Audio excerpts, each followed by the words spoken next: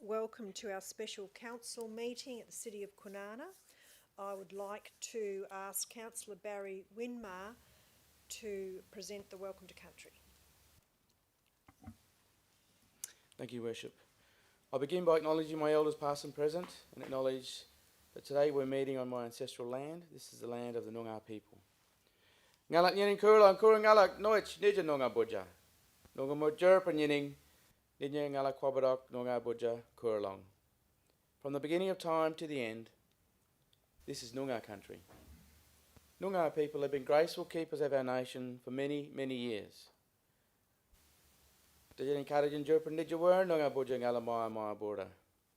Look, listen, understand and embrace all the elements of Noongar country. This is forever our home. Hello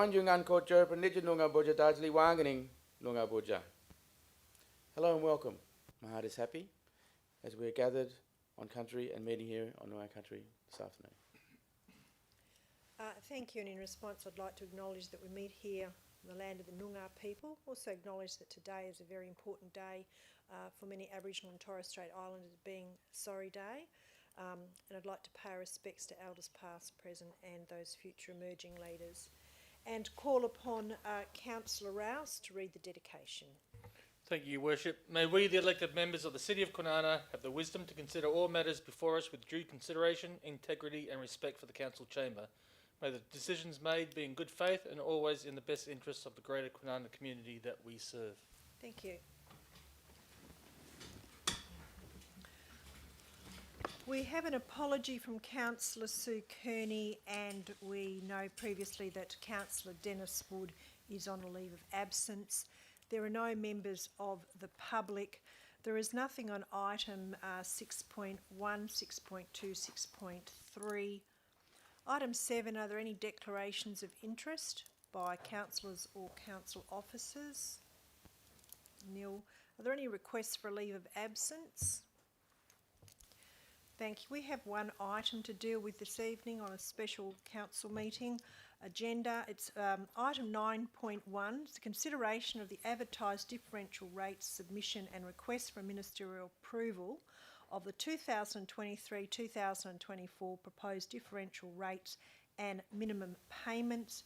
I do note that there had been a late submission and the acting CEO has circulated that to the elected members earlier today. Was it today or yesterday? Yesterday afternoon. So I hope you've all had the opportunity to read all the documents that have been provided in the agenda. Are there any questions? Thank you. Councillor Brown. Thank you, Your Worship. So as the report notes that during the advertising period, the City became aware of Western Power's intentions to increase street lighting tariffs by, at the time, 44%. And then I believe it was the 17th of May that Council was advised that an increase of 7.5% was instead approved by the Economic Regulatory Authority. Could the City, I've got two questions in relation to this. The first is, could the City talk to the advocacy that took place by the City around that proposed increase of 44%? I can also talk to that as well. Yep. Through you, Your Worship, the City became aware of the proposed increase through the West Australian Local Government Association. So the West Australian Local Government Association did ask that local governments put a submission into the proposal by Western Power. The City of Kwinana worked with Walga. We assisted Walga by giving them examples of what it would mean and then asked Walga to provide their submission so we could then mirror that and hand that over.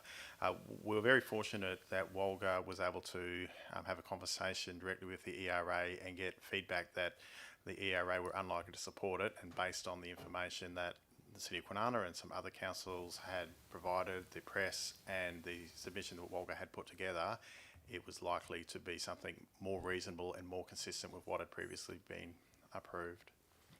Just further to that, Councillor Winmar and I attended the State Council meeting of Walga. This is before it all became quite public, and we asked for that to be placed on the Walga, the State Executive agenda as an emerging issue, and from that discussion and the input that was put in from all the other state council representatives, Walga were able to then, I think, take a specific course of action, and which ended up, asking all the councils to certainly write to Western Power and try and advocate, strength and unity, and I think that certainly worked in this regard. And our CEO was also interviewed, I believe, on 1 or 2 occasions in relation to this as well. Fantastic. And the second question on that was if during the advertising period residents had access to information on this proposed increase, whether it be through the media or city provided supporting information, just to support, I guess, submitting feedback on the differential rates and related matters. Through you, Your Worship, the advertising on differential rates is about the differential rates rather than the actual proposed rate that will be collected. So there's nothing preventing the city or the council from changing its proposed rates through the process, and that includes right up until the day the budget is adopted. So it's not easy or necessarily possible to preempt everything that may happen, and we go and we advertise on the best knowledge that we have on the day, on the basis of setting a scene for the community to understand the impact of differential rates. The alternative is we don't have differential rates, and then the way we deal with the rates is we consulted through the strategic community planning process. So we had a conversation with the community and said, this is how we'll levy rates, and this is how we'll work it out, but the differential rates is a little quirk that we're required to advertise on. Are we aware of any media that took place during? I believe, as the Mayor mentioned, there was some comments made, but it was public knowledge in some realms during the period, or? I can't remember if there was actually a media release on it, but other than the advertised, the newspaper, Love My Kwinana, social media. Yeah, through you, Your Worship. I assume you're talking about the Western Power impact. Oh, So there was media on it, not specific to the city of Kwinana, but even in the media that was put out and the interviews that the CEO did at the time, we noted our high end of what the impact on the rates would be, and that is something that would require us to increase rates because we couldn't cover it without cutting services. So the media that was put out did include our prediction of the high end of that cost if the full Western Power charge was allowed to go through. Thank you. I do acknowledge it may be a surprise to some residents in other councils as well who are going through this period, and I'm probably grateful to the city and its advocacy position for it not being 44% in this regard. I do have a second question, but maybe if others have questions first. Are there any questions? Councillor Brown, you have the floor. Thank you, Your Worship. So the report does mention that the Love My Kwinana engagement platform received 211 page visits in relation to the rates notice, with 34 users opening supporting information and 6 submissions received. As we know, this year the city implemented an updated approach to receiving rates feedback, which included the use of the Love My Kwinana portal with a registration and a few steps to submit feedback. What is the city's current view of the rather low amount of formal engagement on this matter, given the revised methods of communicating and soliciting feedback? Through you, Your Worship. I suppose, as you mentioned, Councillor Brown, the city did a range of avenues to engage the community. We did get 6, obviously, proposals. But I suppose what I'm pleased with is the amount of downloading of information. So you mentioned there we had 30 odd residents download information, and I think that's the purpose of the Love My Kwinana website as well, not to receive that feedback, but have the community informed. So it's good to see that residents downloaded information, downloaded FAQs, and we still only got 6 submissions. And I think if you look at other local governments, I think we're doing that quite well, and we're probably getting more engagement than we do than other local governments do. Does that elicit any further questions? Here's your chance. Yes. Just off the back of those comments, the number of formal submissions, I guess, is down over last year. The environment in which those submissions are made economically and whatnot has changed since then. So perhaps it's a surprise to the council that it is rather low in terms of the formal submissions, at least. Of course, there are other avenues to understand the community's thoughts on the matter. But just to confirm, I guess, that there will be, it is, every year we review the activities that took place and improve upon them. Through you, Your Worship. I think it's quite difficult to engage on differential rates. Obviously there's numerous opportunities for the community to engage on our service levels and the services we provide. So obviously the information we provided on the website was a whole lot of information about differential rates, the rate in the dollar. Sometimes that's hard to understand. So yes, we are engaging on that through this process, but there's a multitude of engagement opportunities for the community to be involved in the future. And I think we always look at ways to improve our engagement processes. So once again, we'll review this engagement process, and if we can improve that in some way, we will. And I suppose just on that point, I do note the submission from Mrs. Osborne, which was circulated to the elected members, and the issue again was on communication.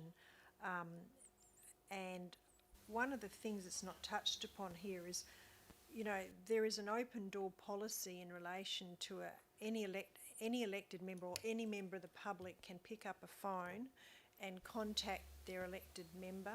There's some discussion here about, and I take that on board, not everybody has the ability to write a submission, but hopefully they would have the ability to at least contact one of the 8 elected members to share their concerns, and as you know, any concerns shared is reported and circulated. Thank you. Are there any other questions? Thank you. Yeah, sure. So reading the formal feedback provided by our residents and as well as the accompanying report by city officers, I think the challenging economic environment was a common theme. And we have to appreciate that many of our residents are doing it very tough financially right now. The report indicated a variety of reasons as to why an increase was formally recommended to this council. But to the benefit of those perhaps listening at home or the discussion after this, could the city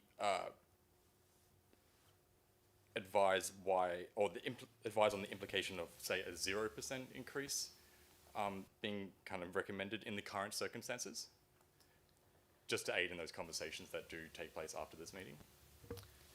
Through you, Your Worship, there's probably multiple ways to respond to the question. The specific of a 0%, we are struggling to balance a budget with the proposed 4.2% because we still have a backlog of infrastructure asset renewals that from underspends in previous years, and we set quite an ambitious target to address that while maintaining levels of service, and that was a big ask of the council. Recognise the need to address our infrastructure renewal requirements, but we didn't want to do that at the cost of community services. So the only way that we would be able to move go with a 0% rate rise when we know that construction costs have significantly increased will be to either go backwards with infrastructure renewals or cut services. So one way or another, it's going to be an impact. Cutting services could have quite dramatic impacts to some of our community goals, particularly around our youth programs, and cutting infrastructure spend ultimately will cost us more money in the long run. And we certainly, and you've probably seen that as a councillor, the increase in spending over the last couple of years in the way our buildings are starting to present now, whereas a couple of years ago we were struggling with basic things like paint. Yeah. I'm just looking again at the late submission that we received, and several assertions are made about the City of Kwinana not working in good faith with its rural constituents, and that there seems to be a very dissatisfaction in relation from the rural ratepayers. And I think there's the opportunity here to actually respond and go through the submission and maybe if we could prepare a response to the submitter, because I don't take on board many of the assertions made.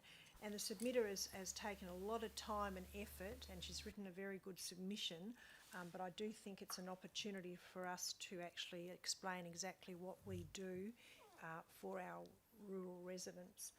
And in the backdrop of the difficulty with the 4.2% and the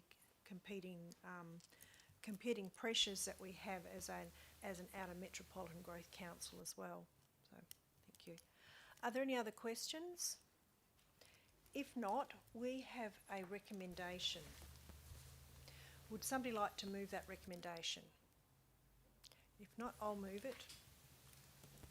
Happy to move. Second, Councillor Winmar. I'll just speak to it. Look, in the climate that we have, and I think the officers have articulated the difficulty that not just our council, that every council has.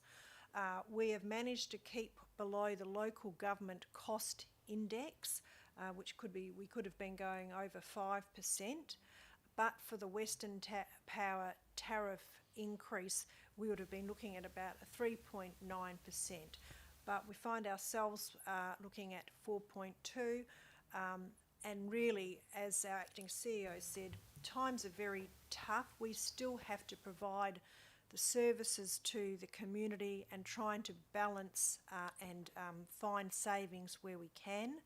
As every council around here knows, we go through a rigid process going through our budgets, and we're all ratepayers ourselves.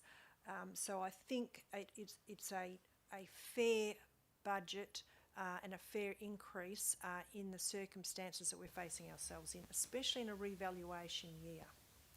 Thank you. Councillor Winmar? Okay. Anybody wish to speak against? I shall put it to the vote. All in favour? Against? Carried.